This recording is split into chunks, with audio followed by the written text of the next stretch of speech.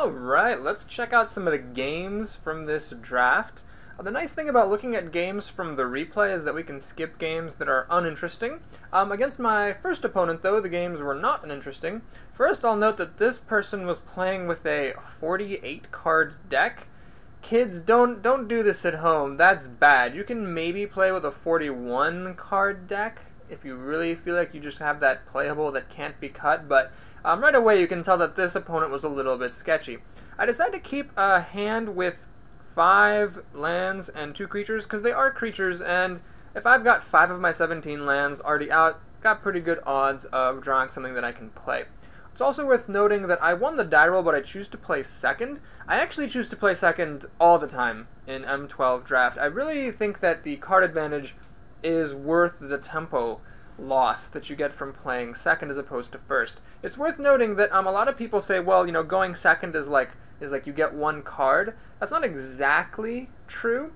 If you play second, you get 1 card, but if you play first, your opponent gets a card. So the difference is between you being a card ahead or you being a card behind. The difference between +1 and -1 is actually 2. So when you have to make that decision of playing first or playing second, that decision actually affects 2 cards worth of advantage, not 1. So you really need to feel confident in the aggressiveness of your deck in order for that tempo gain to be worth it. Basically, if you don't play anything on the first or second or third turns, you're just throwing away 2 cards for nothing. So I'm going second here. He drops a swamp and does nothing. I draw Titanic Growth, which is not super helpful. He plays an Elite Vanguard, which would have been better on turn 1, certainly not bad on turn 2, but I get a little bit lucky as well. I draw my nice Pegasus, which should still totally be a Griffin. On his turn, he attacks me. My creature is a higher quality creature, plus I really want to trigger Bloodthirst for my Luring Crocodile on my next turn, so I'm not going to block that. I'll let him get through for 2, and the race is on. He does get the Blood Rage Vampire with Bloodthirst, so it's a 4-2 instead of a 3-1, but honestly that's just not the scariest of Bloodthirst creatures. One thing you have to keep in mind for these high power, low toughness creatures is it's so easy to trade with them. It's the higher toughness creatures that actually are much scarier, provided of course they can get a little bit of power to go with it. Alright, so I'm going to swing with my Pegasus, get the Bloodthirst, and then put down the Crocodile. It's nice that I drew the Lawkeeper, so I'll be able to play him next turn, and then start tying some of his dudes down. Now on his turn he chooses to do something interesting. He actually swings with both guys. You have to think about this for a moment when you have to make a decision like this. So I could of course trade with his Vampire, but then I'd be losing my 3-3. Or I could also just kill off the Vanguard. When you have to make a call like this, you need to look at your opponent's mana and decide what kind of spells they could play that might allow them to profit from you blocking in what appears to be a case where you can just kill off their creature. So the only thing with black and white mana that my opponent could cast that would be profitable for him is that terrible black instant that gives a creature -3/-1. That would set my Crocodile's power to 3 and his toughness to 2, which would exactly allow him to kill him, or which would exactly allow the Vanguard to kill off the Crocodile without losing the Vanguard. Now that is a terrible card. I really doubt he's playing it. And even if he does do that, I mean, he's going to use that card later to kill off my Lawkeeper anyway. I suppose I'd really rather just lose the Crocodile. Any other kind of trick like a Mighty Leap or whatever, or a Sorin's Thirst, I'm just totally fine with, because even though it would mean my Crocodile's dead, his Vanguard dies too, and that's a 2-for-1 card trade. So I decided to take the 4 damage and block the Vanguard. Turns out, he's got no tricks, or no spells of any kind for that matter, so that was just a terrible play on his part. He was clearly trying to be super aggressive in racing, but I don't think he's getting me down fast enough for that to have been a worthwhile play. So I swing back with just the Crocodile. The reason for this is that I actually have enough mana to play the Lawkeeper, and then also try the Titanic Growth on my Pegasus, and hopefully kill off his big dude. If that fails, at least I still have white mana to keep using the Lawkeeper to start tying that guy down. He puts Lifelink on the Vampire, which is not a super great card. The thing you have to keep in mind about enchantments that just give your creatures abilities is, does this card also help me actually get use out of that ability? So Lifelink is an enchantment that gives you a nice bonus provided the creature is already capable of getting in, swinging, and not dying, but the enchantment card itself does not allow the creature to actually do that. That makes lifelink a pretty low quality enchantment. It also raises the stakes, because if I can kill that guy, then I've just destroyed 2 of his cards. I'm going to block with the Pegasus, and I use Titanic Growth on it, holding my breath. But he doesn't have any removal or anything, so my enchantment goes through, or my bonus goes through. I kill off his big dude, and now I'm in a pretty good position. Alright, so at this point, I play my Manolith down, and then realize, Boris, that's stupid, don't play your spells before attacking. And I play perhaps a bit too conservatively. I keep my Lawkeeper back. I'm thinking if he plays a creature, I want to be able to tap it on his turn, and then have my Lawkeeper ready to go on my turn. This proves to be perhaps overly conservative. I should have probably just attacked, because honestly, if he had any creatures with 5 mana, he probably would have been able to play them, so the only creature I might be able to tap down is something that he top decks. Well, now I play my Manolith, and ready to see what he's got. He plays an island, which makes me really happy, so he's playing a tricolor gigantic deck. Now my 3/3 is unblockable, but it's probably worth it for him because he drops down a mythic bomb. Sorin Markov, the Planeswalkers. If you haven't checked him out, you can take a look at him over here. He's got some pretty good abilities, and really he only has to be activated twice before on the 3rd time he can use his ultimate minus ability. And he right away kills my Griffin. Makes sense, even though the Lawkeeper is perhaps a stronger creature, he does want to kill off my Griffin because it's doing more damage, and I've got nothing to tap with this guy. Now on my turn I have to make a pretty difficult call about how to distribute my 2 attackers' damage. I really am afraid of his ultimate ability because now that I drew Pacifism, if he controls my turn, even though Mana Burn doesn't exist in the game anymore and he can't screw me up that way, he can still, like, have me cast Pacifism on my own creature, and that would just be really annoying. So the question is, how do I break it down? Well, I decide to attack him with the Crocodile to get as much damage onto the Planeswalker as possible. I am going to get this Carnage Worm down with Bloodthirst, which can kill the Planeswalker in one swoop, but I really don't want to, I don't want to play any games. I don't want to risk it. I don't want to risk having Sorin get really high up there if my Carnage Worm dies and I'm forced to beat him down over several rounds. So I put the 3 damage onto the Planeswalker, and I send just this Lawkeeper at my opponent so that I can trigger Bloodthirst on my Worm. Alright, I play my land, get my Worm down. It's a 9/9 with Trample. I see what he's going to do. He activates the Planeswalker ability to kill my Lawkeeper and gain 2 life, and then plays Oromancer to get lifelink back. Alright, I'm pretty happy about that. That is not a power play. He then plays a 3/1 flyer for 3 mana, a very aggressive and very well-costed creature. But this is a purely aggressive creature. It's not so good on the defense. It can't actually block, well, my Island Walker because he Island Walks, but he also can't even, like, chump block any creatures that I would place down, so I'm not too afraid of this thing. I just swing at his head with the Island Walker and at Sorin with my Worm, because I feel like he's got a bit too high of a life total for me to want to leave Sorin around, especially because he's getting 2 life every single time he uses Sorin's ability. So the Planeswalker is wiped off the board. I decide to save my Pacifism just in case he plays anything better. He plays the Lawkeeper, which is a bit of trouble, so I'm gonna get to swing once with this Worm before it starts getting tapped down. And Pacifism, while a great removal spell, does not really help against the Lawkeeper because it's an activated ability. He swings at me for 5 damage, and actually I'm getting a little low myself. I'm at 9 hit points. Fortunately, I draw Overrun, and that ends the game. So for laughs, I pacify his Lawkeeper, and then with Overrun, I'm going to have enough damage to kill him. He concedes. So that was a pretty crushing round 1, but my opponent is definitely not a great player since he was playing a gigantic deck with things like lifelink in it. Alright, so that was game number 1. Let's take a look at game number 2.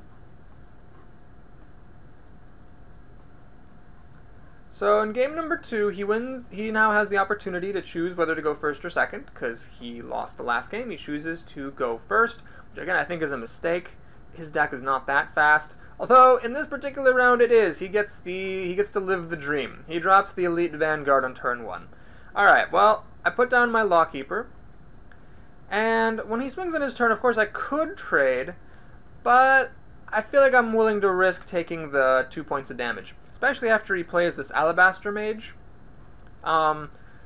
I don't know why he played a spell before attacking. You generally don't want to do that unless there's a really good reason, and since he doesn't have the mana to use this ability, he really shouldn't have played that spell. But this is not super threatening. I can, you know, tie one of them down. I want to keep my Lawkeeper around, and I take the hit.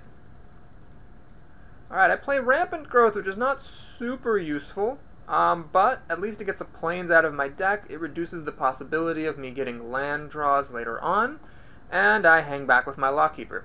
On his turn, he makes a potentially bad decision. He attacks with both of his guys, probably thinking I want to save this Lawkeeper, but now taking 4 damage per turn, that's a little much. So I'm going to trade my Lawkeeper for his Alabaster Mage, trading a high-quality creature for another high-quality creature.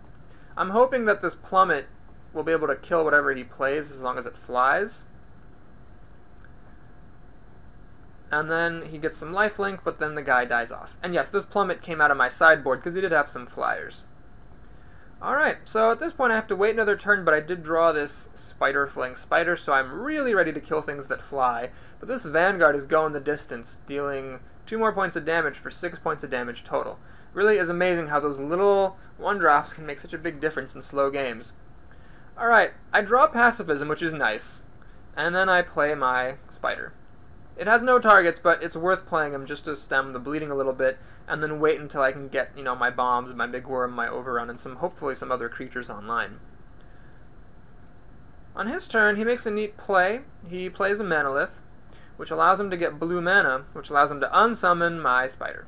Generally, you don't want to unsummon creatures that have abilities that might affect you, but clearly he has no flyers. He doesn't care about the fact that the Spider kills a creature with flying when it comes into the battlefield, and he's clearly just trying to race. He's only got 2 cards left. He's just hoping to burn me down before it's too late. Well, I get some more land, which is good. I'm 1 away from this worm. I'm thinking here maybe I should have just taken that stupid Gorger, which is a 5/6 for a total of 6 mana, because now I could have played him. Well, I'm going to play the Spider, though, because that's what I can do. And it is back to being ready to block the Vanguard. Now on his turn he untaps and actually Doomblades the Spider. Had he had the Doomblade last turn, he could have actually tapped more planes to play the Manalith, and also Doombladed the Spider on my turn. He had enough mana to do that, so either he misplayed his mana, or he just top-decked that Doomblade.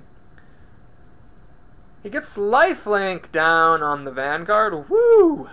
And swings at me for 2 more hit points.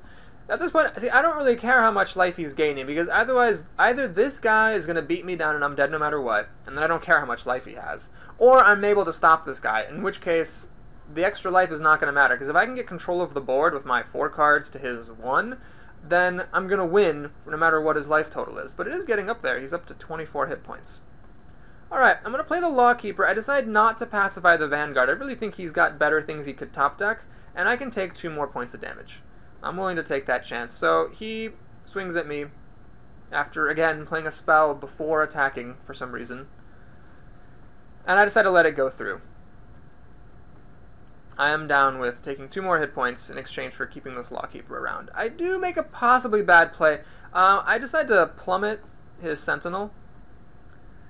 Because I have it, because I don't know that there's going to be anything better that comes out that I can use it on. So, you know, maybe this is one of those cases of a good option now is better than the best option later. The value I get from, you know, killing off the Sentinel is worth it to me, especially since I am getting kind of low on life, and if I'm tapping his lifelinker, he's going to start pinging me for 1 point of damage a turn. I draw another forest, which is great, and I make a mistake here. For some reason, I cast my big worm. I'm just so excited that I forget the fact that since I'm using all my mana to cast the worm, I don't have a mana left to use the Lawkeeper's ability, which means this Vanguard is coming at me next turn. Even if that weren't the case, I would still have this worm to block him, so I really should have attacked with the Lawkeeper, and then had a 9/9 Trampler instead of a 6/6 Trampler. Hopefully that won't matter, but that was a poor play on my part. Even after casting the worm, I should have still attacked with the Lawkeeper. I don't know if I just didn't see it till my turn ended, or if I just didn't want to embarrass myself. Like, yeah, I just wanted to leave that Lawkeeper back on defense anyway, without using his ability. Well, he pacifies my worm, probably a top deck again, and then swings at me. after casting Divine Favor on this Vanguard. Okay, now I'm ready to pacify this thing. Now I'm all up on pacifying this Vanguard. Not only does he have no cards left, but this is 3 cards that I would be knocking out with my 1. That is too good of a deal to pass up. He gains 3 life from the enchantment. He attacks me, gaining 3 more life. He's at a very healthy life total. But again, if I get anything onto the board, it doesn't really matter how high his life total is. He's going to be in bad shape. So I draw another pacifism, but it's worth noting, even if I hadn't, I still would have used the 1 pacifism to knock down that guy. This is 1 card that I'm spending to get rid of 1, 2, 3 of his. A creature plus 2 enchantments.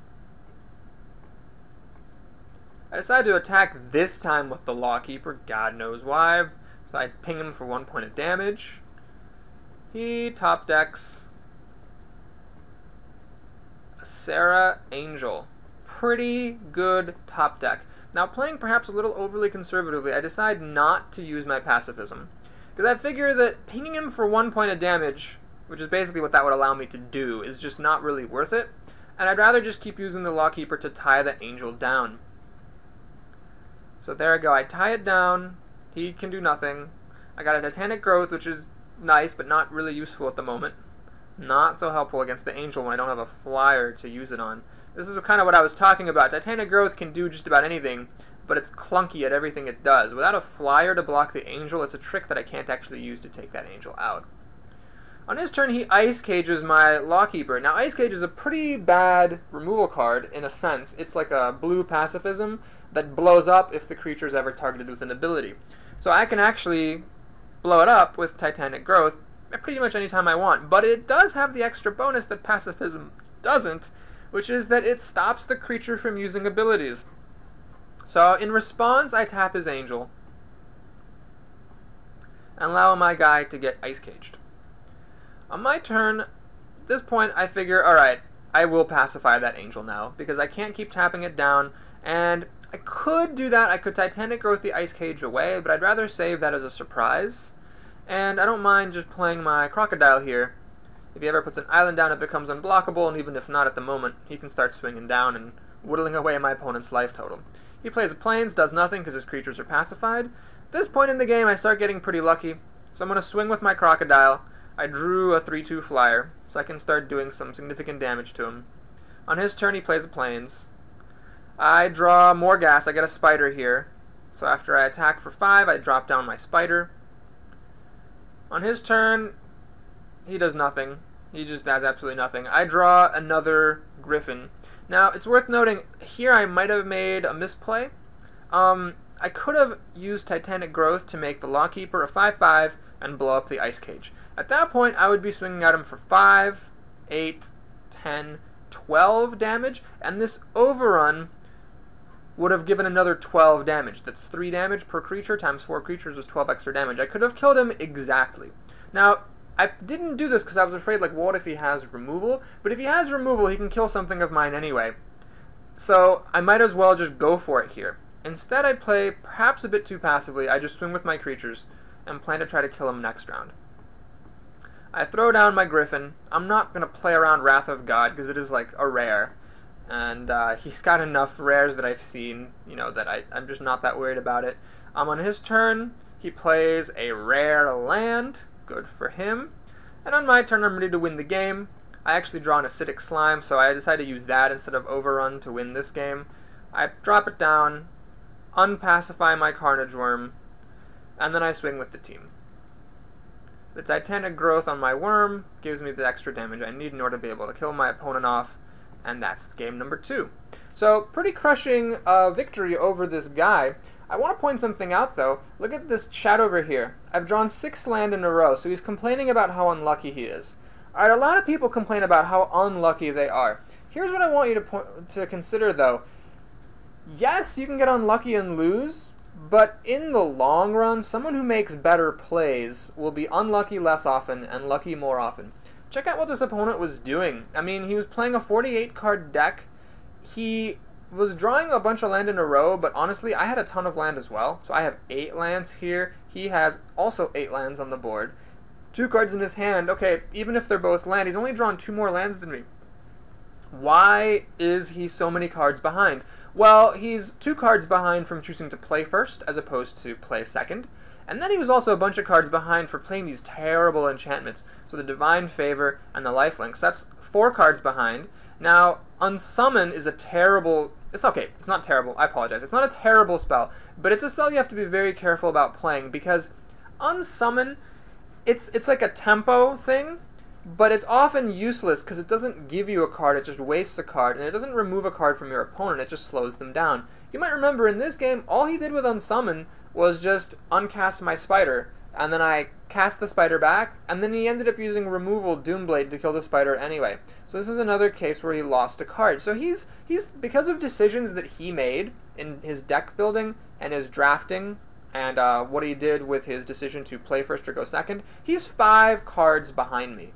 So, yeah, it's unlucky that he drew as much land as he did, but he was 5 cards behind me. And I think that when you've got, you know, Sarah, Angel, and Sorin in your deck, and pretty good removal, Pacifism and Doomblade, you really can't complain about luck. He actually had more bombs in my deck than I do. Like, I don't really have any bombs except for maybe this Worm, and that's sort of questionable because it's, you know, easily removed by anything, and can be tied down or whatever. So he had bombs, he had good cards, but he chose to make some bad decisions, and that was why he lost to bad luck. But this poor player is going to go away from this game thinking, oh, I was unlucky, that's why I lost. Don't fall into that trap. If you're losing, always look to see what you could have done to play better next time. Now, I need to do a bit of that myself, as you're going to see from the next match. So feeling pretty good about life, I go into match 2. In this case, he wins the die roll, and like all players, he chooses to go first. Now, I decided to keep this hand, because while I do only have 2 lands, I'm going second, so I feel alright keeping sketchier hands. I do have creatures I can play, one of which can keep things tied down for a while, and I also have a combat trick, 2 combat tricks actually, that I can use to maybe get rid of some of his creatures. So, it's worth it to try to keep this, and, you know, maybe I'll get more lands and some more creatures and I'll be fine. So he plays a mountain, does nothing. I play my Lawkeeper.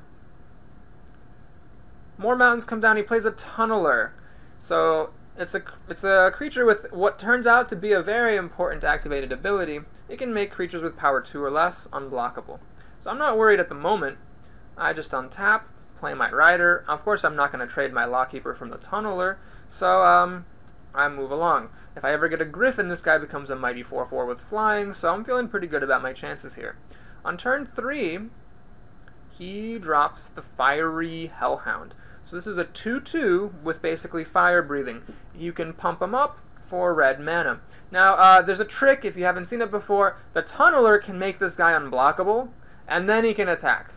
And then after he's attacking and unblockable, pump him up however much he wants to. This negates the Hellhound's biggest disadvantage, which is that while he can get very mighty, he only has 2 toughness and is therefore killed easily as well. So, I'm a little worried about that, but he's gonna have to use up all his mana to actually do all this pumping, so I'm feeling pretty good. I draw a good creature, a Cudgel Troll. And here I decide to swing, hoping that maybe he'll block with one of his good creatures and I can wipe him out with a Titanic Growth. He is not so foolish. He takes the 1 damage and moves on to his turn. So I tap down the Hellhound to stop any shenanigans. He swings at me with the Tunneler for 1 damage. And now he plays a very good card. He plays the Skin Shifter. This is a rare, so if you haven't seen it before, it's a 1/1 creature for 2 mana that for a green mana can transform into a 4/4 with Trample, a flying 2/2 bird, or a 0/8 plant. So he's good for like trampling offense, flying offense, or just ground defense. Very good card. And unfortunately, also, the Tunneler's trick works on him. The Tunneler can make him unblockable, and then he can transform into a much scarier thing and screw me over. I draw the Carnage Worm, not exactly what I was hoping to see. And here, I just don't make a particularly great play. I hang back with my creatures now, instead of playing the Cudgel Troll, because I'm worried that, well, if he, like, you know, has some kind of removal for it, I won't be able to regenerate it. That is perhaps foolish, though, because really I should have just played the Troll. Incinerate, which is the main red spell that could kill this thing, has the tagline of creature can't be regenerated. So against his primary source of removal, I couldn't regenerate it anyway. I should have gotten that creature onto the board. Instead, I was saving my mana to be able to tap things down and maybe use this Titanic Growth. Now, he shocks my Lawkeeper. Possibly the right play here would have been to just let that happen and hope that he attacks with both of his creatures. If he does choose to attack with both of his creatures, only one of them can be made unblockable, and I could, block the other one with Titanic Growth and kill it. It's also possible, though, that if he were very smart, he would just make his Hellhound unblockable and then use just the bird ability on the Skin Shifter. The Griffin Rider cannot fly yet. So if he did that, he would be getting in for 6 damage. So it's a trade-off, but maybe I should have gone for it because I'm in kind of desperate straits here. I tap the Skin Shifter because it does more damage, and then I also use Titanic Growth to save my Lawkeeper. I figure I still have another one that I could try to use later as a combat trick. I don't know if maybe I could have played this differently, though, because if I'm tapping one of these guys every turn, and the other one's attacking unblockably, I'm never actually going to get to use Titanic Growth as a trick to kill one of his creatures. So he makes the dude unblockable, pumps him up, and hits me for damage, so I'm down to 15 hit points. I draw not a land, but I choose to play the creature that I draw, the Lurking Crocodile, which isn't super useful since, again, I'm going to be tapping one creature and the other one is unblockable, so it's not great defense, and I don't attack with this Rider, which is a mistake. This thing is really not doing anything for me, so I might as well have just gotten in for 1 extra point of damage. Alright, now he casts Fire Breathing on the Skin Shifter. Fire Breathing is another enchantment that's not so great, because it doesn't actually help the creature get through. But in this case, he has a very synergistic deck going on here. The Tunneler can make the Skin Shifter unblockable, and then Fire Breathing can come through afterwards. So now the priority target is this Skin Shifter, because he's bigger and on fire. And at this point, he chooses to make the Hellhound unblockable, and again, comes at me for 4 damage. I'm down to 11 hit points, and I've got 2 pretty scary dudes that I cannot deal with. It's worth noting that my deck cannot deal with activated abilities at all. I have no way of stopping this creature from using his ability, or of taking him off the board. I never got that sideboard card in white that lets you remove red or black permanents. So I have no way of getting rid of this. This is just there to stay. At this point, I do draw another forest, and I choose to play my Acid Slime. So this could be used to either kill Fire Breathing or, I think, being very clever, his Forest, which stops him, or at least hinders him from making more creatures, and more importantly, stops him from being able to transform the Skin Shifter. Now this is just a 1/1 with Fire Breathing. Alright, I choose to attack with the team correctly, I think, because I don't have the mana to use the Lawkeeper's ability, and whatever he attacks with is going to be unblockable. On his turn, he again uses his Hellhound, pumps him up all the way. I'm down to 6 hit points. And now comes the critical turn of the game. So at this point, I'm not quite able to kill him, even if I attack with the team for 6 damage and use Titanic Growth. That is only 10 damage. So I don't have enough damage to kill him. So I choose to attack for some reason with just 2 of my creatures. That's a mistake. This Luring Crocodile, again, can't do anything, because I'm going to tap down one of his creatures, and the other one will be unblockable. So I should have gotten 2 extra damage in. Note that this is now 3 damage I could have dealt to him that I chose not to. So he could really be at 9 hit points right now, as opposed to 12. I play down the Cudgel Troll, which is really not going to help defend or anything, but at least it can attack, and I actually now have enough power on the board that despite my mistakes, with Titanic Growth, I can kill him next turn. However, he top decks a forest. This is pretty vital, because now, when I am forced to tap his Skin Shifter, he pumps his Fiery Hellhound just twice, smacks me for 4 unblockable damage, and then flings his Fiery Hellhound for the win. I'm just at 2 hit points. He flings, and then that's going to be enough to kill me. So I don't know if there was any way that I could have spared some more damage at any point in this game. There was that one point where I attacked with the Griffin Rider and he got 1 extra point of damage in with the Tunneler. Then I still would have been at 3. That guy had 4 power though and he was flung, so I needed to have gotten somehow 2 extra hit points beyond that. If you see a way that I could have saved some more life for myself, let me know in the comments. Because I really feel like that was the game that I should have been able to win if I was going to win any of them.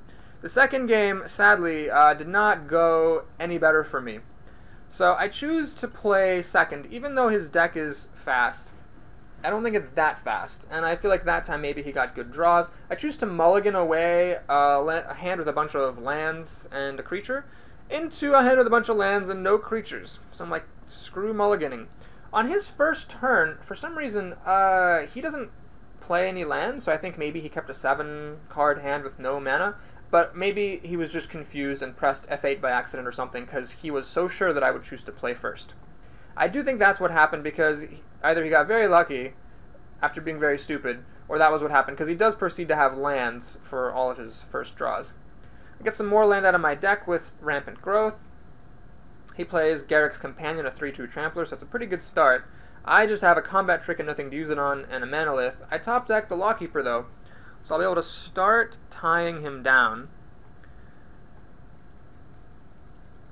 He puts down Goblin Warpaint on his creatures, so 2/2 and haste. Not the best enchantment, but on a Trampler that's really, really good. So I'm glad I can start tying him down next turn, but this turn he is getting me for 5 damage. I draw a Forest. On his turn, he gets more land, plays the Arsonist, and right away decides to fling him to try to kill my Lawkeeper. Now, at this point, I decide to use Titanic Growth to save my Lawkeeper. Maybe I should have held on to the Titanic Growth, let the Lawkeeper die, and hope that I could draw a creature to block the Trampler, and then use the Titanic Growth on it to kill him. At the moment, though, I don't have creatures, so I would be hoping for good luck and letting my Lawkeeper die for no reason. So I do decide to save the Lawkeeper with my quasi-counterspell Titanic Growth. And this is enough to actually also block the Trampler and trade if he wishes to. He does not wish to, though. That was probably smart. So I tap down his beast, and I draw a Spider. So now I do kind of wish I'd saved the Titanic Growth, but I'm not sure if it was the correct play or not to save it, because I didn't know I was going to draw a creature.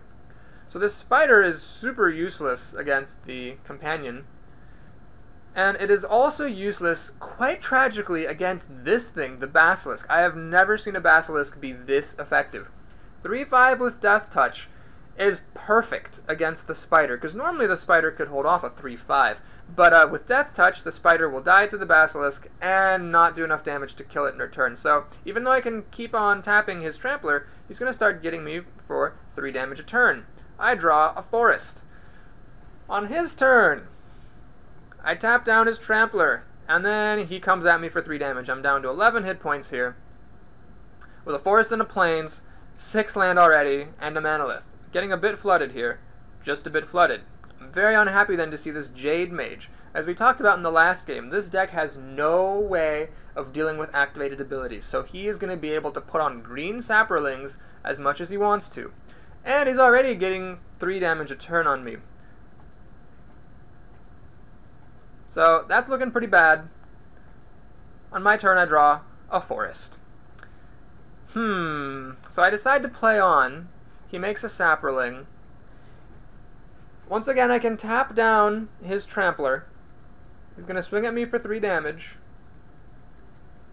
And after this combat, he plays another Trampler, so now he's just getting to the point my life total is low enough that he can just start to overwhelm me. I draw an Assault Griffin, so this is not a useful creature on defense.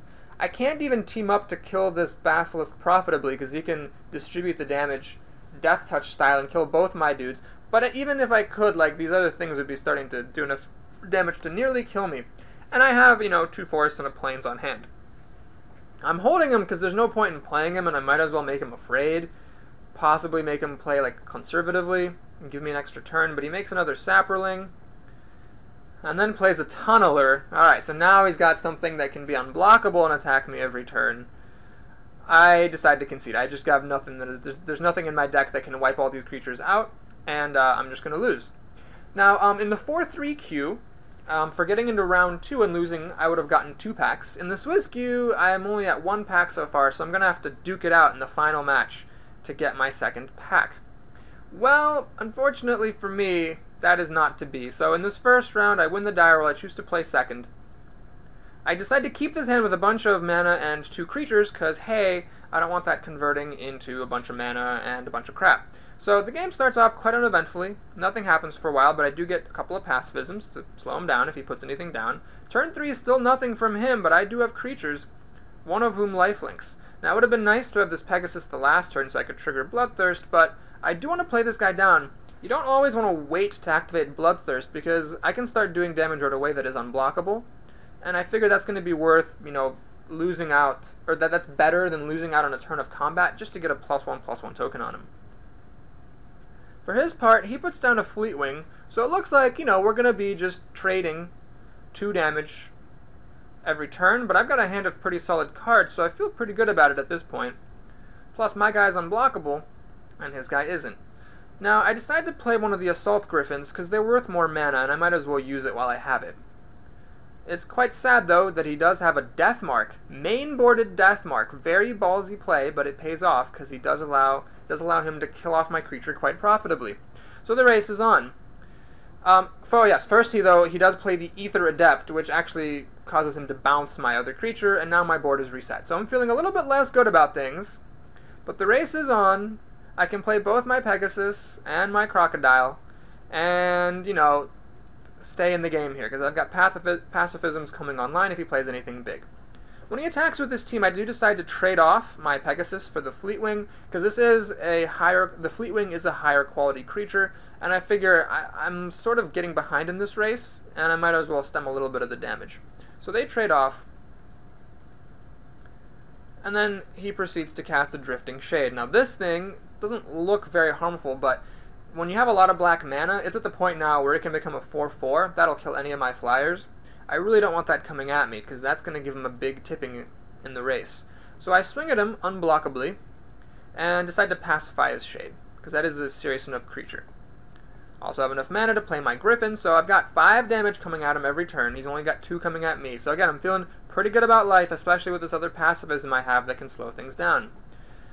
On his turn, he draws 2 cards with Divination, plays another Swamp, swings for 2 at me. I don't want to trade, because I figure now I've got a pretty good shot of winning this race.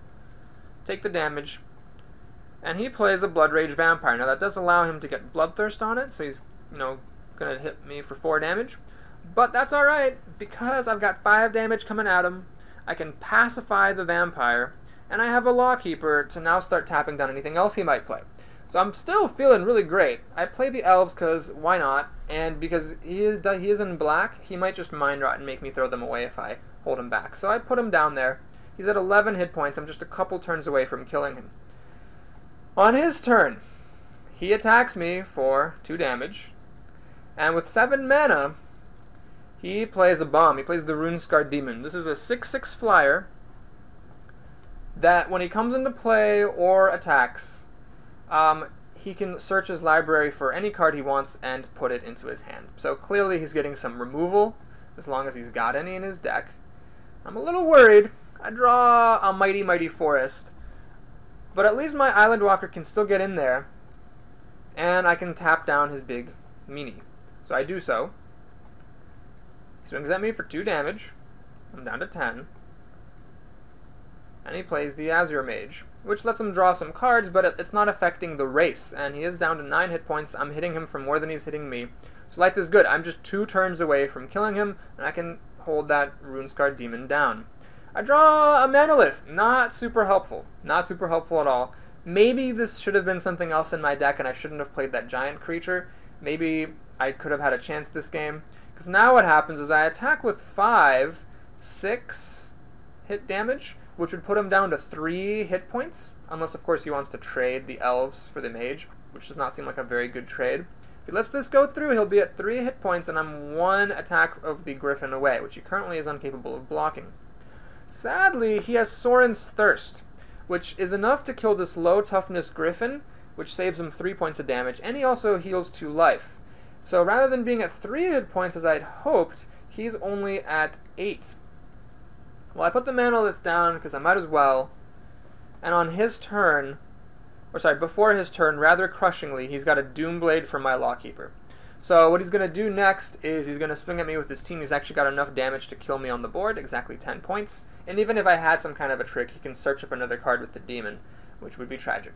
So he wins that game, and in the second game against him, I keep a 2-land hand, and after drawing 15 cards, have only 3 land. So I get Mana Screwed, and he just beats me down. I'm not going to show that game because it was just me losing to Mana Screw, although it's worth noting he had a Royal Assassin in this deck, which pretty much just beats me.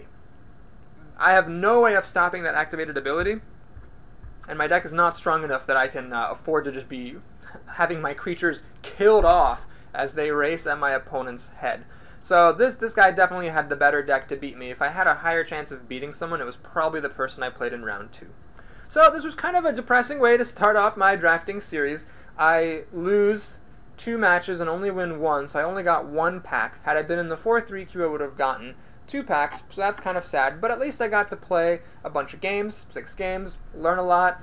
Now I respect the power of activated abilities and the weakness of the green-white color combination in 12th, which apart from the ether web, has no way of stopping activated abilities, which just wreck me. Possibly in the draft I should have really tried to force a different color combination other than green-white. So maybe after getting those pacifisms, I could have tried to force myself more into red or black, and I might have had better results. Well, if you like this drafting series, please like the video or add it to your favorites or subscribe to me. And again, if I had made any glaring errors, tell me what those were. You don't have to insult my mother or my future offspring, but you don't have to feel free to be super nice about it either. Just tell me where I was being stupid. Alright, thanks for watching, and I hope to see you again soon.